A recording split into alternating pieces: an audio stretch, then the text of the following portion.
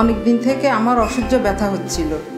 এবারকার চট্টগ্রামে আসার আগ পর্যন্ত মনে হচ্ছিল আমি এই ব্যথা থেকে কখনো রেহাই পাবো না। এবারকার হাসপাতাল চট্টগ্রামের ডাক্তার বোটক্সের মাধ্যমে নতুন একটা থেরাপি সাজেস্ট করলো, আর তার রেজাল্ট দারুণ হলো। প্রথম ইঞ্জেকশন নেওয়ার পরে আমার ব্যথা হঠাৎ করে 20 ভাগের মতো কমে গেল। আমাদের একটা পেশেন্ট একজন নিউরোলজিস্ট আমাদের কাছে রেফার করেছিল। তার ডায়াগনোসিস ছিল সার্ভাইকাল ডিস্টোনিয়া, যাতে হয় গাড়ের মাংসপেশিগুলো খিঁচুনি হয়, এবং উনি অনেকগুলো ওষুধ খাচ্ছিলেন, কন্ট্রোল হচ্ছিল না। আরেকটা সেন্টারে বোটক্স থেরাপি দিয়েছিল, ব্লাইন্ডলি কাজ করেনি।